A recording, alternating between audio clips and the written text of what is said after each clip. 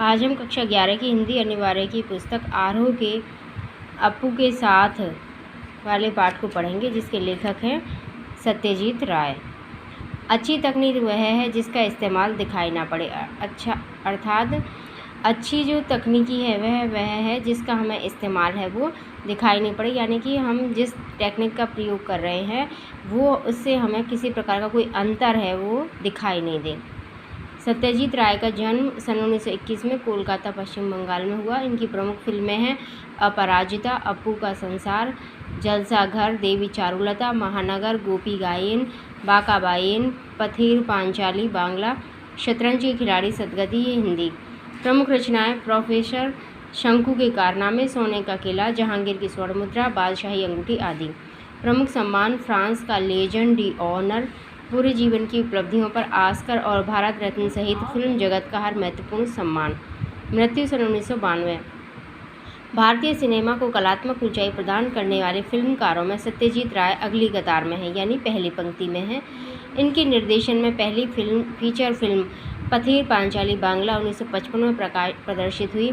उसने रॉय को अंतर्राष्ट्रीय स्तर पर प्रतिष्ठा प्राप्त करने वाला भारतीय निर्देशक बना दिया। इनकी फीचर फिल्मों की कुल संख्या 30 की लगभग है। इन फिल्मों के जरिए इन्होंने फिल्म विधा को समृद्ध ही नहीं किया, बल्कि इस माध्यम के बारे में निर्देशकों और आलोचकों के बीच एक समझ विकसित करने में भी अपना योगदान दिया। ध्यान देने की बात है कि इनकी ज़्यादातर फिल्में साहित्यिक कृतियों पर आधारित हैं।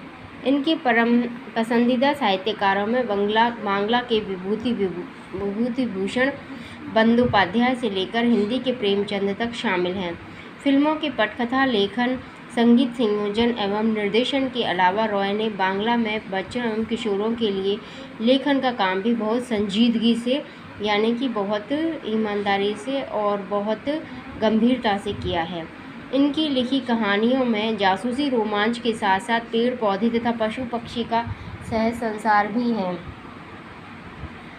अपू के साथ 2.5 साल नामक संस्मरण पथेर पांचाली फिल्म के अनुभवों से संबंधित है, जिसका निर्माण भारतीय फिल्म के इतिहास में एक बहुत बड़ी घटना के रूप में दर्ज है।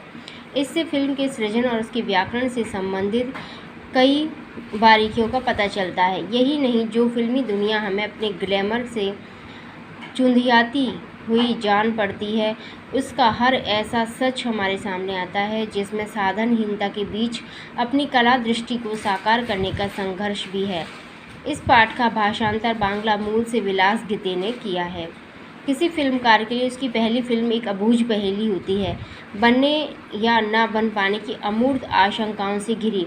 फिल्म पूरी होती है तो फिल्मकार जन्म लेता है। अपनी पहली फिल्म की रचना के दौरान हर फिल्मकार का अनुभव संसार इतना रोमांचकारी होता है कि वह उसके जीवन में बचपन की स्मृतियों की तरह हमेशा जीवंत बना रहता है। इस अनुभव संसार में दाखिल होना उस बेहतरीन फिल्म से गुजरने से कम नहीं है। अपू के साथ 2.5 साल। पथेर पांचाली फिल्म की शूटिंग का काम 2.5 साल तक चला था। इस 2.5 साल के कालखंड में हर रोज़ तो शूटिंग होती नहीं थी। मैं तब एक विज्ञापन कंपनी में नौकरी करता था। नौकरी के काम से जब फुर्सत मिलती थी तब शूटिंग करता था। मेरे पास उस समय पर्याप्त पैसे भी नहीं थे। पैसे खत्म होने के बाद फिर से पैसे जमा होने तक शूटिंग स्थगित रखनी पड़ती थी। शूटिंग का आरंभ करने से पहले फिल्म में काम करने के लिए कलाकार इकट्ठे करने का एक बड़ा आयोजन हुआ। विशेषकर अपू की भूमिका निभाने के लिए 6 साल का लड़का मिल ही नहीं रहा था। आखिर मैंने अखबार में उस संदर्भ में एक इश्तहार दिया, यानी एक विज्ञापन दिया। रास बिहारी एवेन्यू की एक बिल्डिंग में मैंने एक कमरा भाड़े पर यानी किराए पर लिया था। वहाँ पर बच्चे इंटरव्यू के लिए आते थे। बहुत से लड़के आए, लेकिन अपू की भूमिका लिए मुझे जिस तरह का लड़का चाहिए था वैसा एक भी नहीं था। एक दिन एक लड़का आया जिसकी गर्दन पर लगा पाउडर देखकर मुझे शक हुआ। नाम पूछने पर नाजुक आवाज़ में वो बोला, टिया। इसके साथ आए उसके पिताजी से मैंने पूछा, क्या अभी अभी आपने इसके बाल कटवाकर यहाँ ले आए हैं? वे सज्जन पकड़े गए, सच छिपा नहीं सके, बोले, असल में ये मेरी बेटी है। अपू की भूमिका मिलने की आशा से इसके बाल कटवाकर आपके यहाँ ले आया हूँ। यानी कि किस तरह से चीटिंग भी होती है जब हमें भूमिका के लिए कोई मिलता नहीं है, तो जो माता पिता हैं वो भी अक्सर चीटिंग है वो कर लेते हैं। तो इसमें यह भी बताया गया है। तो फिल्म निर्माण में किस किस तरह की समस्याएं आती हैं और किस किस तरह उनके समाधान किए जाते हैं, ये सब हमें इसमें मिलेंगे। विज्ञापन देकर भी अप्पू की भूमिका के लिए सही तरह का लड़का न मिलने के कारण मैं तो बेहाल हो गया। आखिर एक दिन मेरी पत्नी छत से नीचे आकर मुझसे बोली, पास वाले मकान की छत पर एक लड़का देखा, जरा उसे बुलाइए। तो आखिर हमारे पड़ोस के घर में रहने वाला लड़का सुधीर बनर्जी ही पथेर पांचाली में अप्पू बना। फिल्म का काम आगे भी 2.5 साल चलने वाला है, इस बात का अंदाज़ा मुझे पहले नहीं था। इसलिए जैसे जैसे दिन बीतने लगे वैसे वैसे मुझे डर लगने लगा। अप्पू और दुर्गा की भूमिका निभाने वाले बच्चे अगर ज़्यादा बड़े हो गए तो फिल्म में वह दिखाई देगा कि ये बच्चे बहुत ज़्यादा बड़े, पहले ये था फिर ये था, तो सीन बदल जाएगा और उससे फिल्म है वो प्रभावित होगी। लेकिन मेरी खुशकिस्मती से उस उम्र में बच्चे जितने बढ़ते हैं उतने अप्पू और दुर्गा की भूमिका निभाने वाले बच्चे नहीं बढ़े। इंदिरा ठाकुरन की भूमिका निभाने वाली 80 साल उम्र की चुन्नी बाला देवी 2.5 साल तक काम कर सकी, यह भी मेरे सौभाग्य की बात थी। अगर वो परलोक सिधार जाती तो उसके स्थान पर किसी अन्य उस जैसी दिखाई देने वाली बूढ़ी औरत को वहाँ पर रखना पड़ता उस भूमिका में। शूटिंग की शुरुआत में ही एक गड़बड़ हो गई। अप्पू और दुर्गा को लेकर हम कलकत्ता से 70 मील पर पालसिट नाम के एक गाँव आए। वहाँ रेल लाइन के पास काश फूलों से भरा एक मैदान था। अप्पू और दुर्गा पहली बार रेलगाड़ी देखते हैं। इस सीन की शूटिंग हमें करनी थी।